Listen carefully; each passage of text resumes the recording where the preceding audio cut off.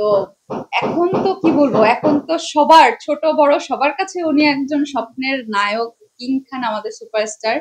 তারপরে body fitness এর দিক থেকে একটু আমার কাছে মনে হয় যে আরো আগে আরো একটু গুলুমুলু ছিল।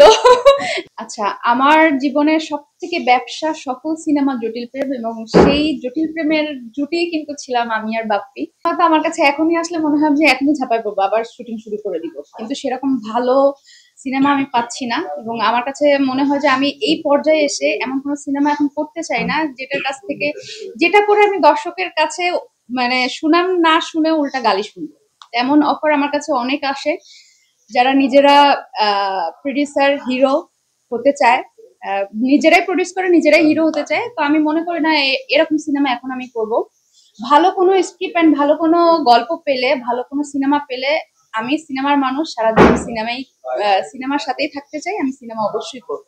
যখন আমি সিনেমা করেছি ওনার সাথে, তখনও উনি কিং খান সাকিব খানই ছিলেন। ওনার সাথে কাজ করা মানে অবশ্যই সৌভাগ্যের বিষয়। তো ওনার সাথে আমার দুটো কাজ হয়েছে, একটা ফাদ এবং পরেরটা হচ্ছে মেন্টাল। তো এখন তো কি বলবো, এখন তো সবার ছোট বড় সবার কাছে উনি একজন স্বপ্নের নায়ক, কিং খান আমাদের সুপারস্টার। সুপারস্টার না, মেগা স্টার বলে সবাই। তো আমি মনে করি যে ভাইয়া নিজেকে অনেক চেঞ্জ করেছে আগের চেয়ে। আমি যখন ওনার সাথে কাজ করেছি, এখনকার সাকিব খান আর তখনকার সাকিব খানের মধ্যে অনেক পার্থক্য। তো ভাইয়ের জন্য সবসময় আমার শুভকামনা থাকবে, যেন আরো অনেক ভালো ভালো সিনেমা বাংলাদেশকে উপহার দেয়।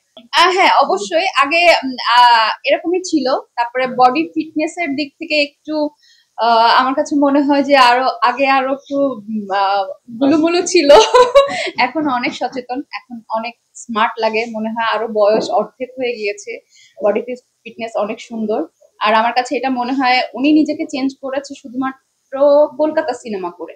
উনি যতগুলো সিনেমা বাংলাদেশে করেছিলেন, হ্যাঁ অনেক সুপার হিট সিনেমা আছে বাংলাদেশে, কিন্তু নিজেকে ওরকম ভাবে প্রেজেন্ট করা, নিজেকে সুন্দর একজন পুরুষ হিসেবে প্রেজেন্ট করা, আমার কাছে মনে হয় যে উনি কলকাতার প্রথম যে সিনেমাটা করেছিলেন শিকারি, আমার কাছে মনে হয় হ্যাঁ শিকারি সিনেমা থেকে নিজেকে ভেঙেছে। এবং তখনকার সাকিব খান, এখনকার সাকিব খান, এখন মনে হয় যে উনি একজন ম্যানলি হিরো।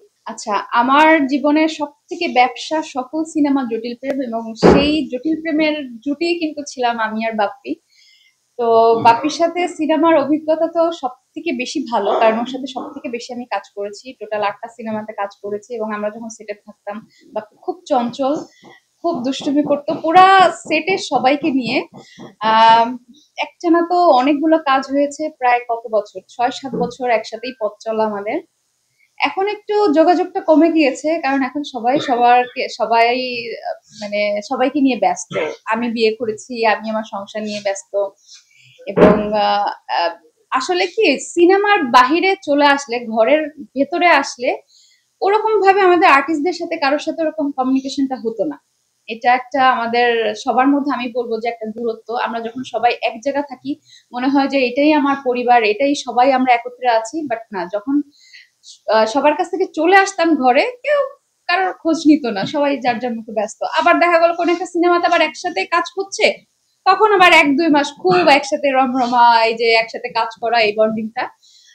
এখন ওইভাবে বাপির সাথে যোগাযোগ নাই, বাট মাঝে মধ্যে হাই হ্যালো হয়, কথা হয়, কোথায় আছে, কেমন আছে, এতটুকু ও খোঁজ নেয়, আমিও খোঁজ নেই। তো আছে সব, মানে মাঝে মাঝে খোঁজ খবর নাও।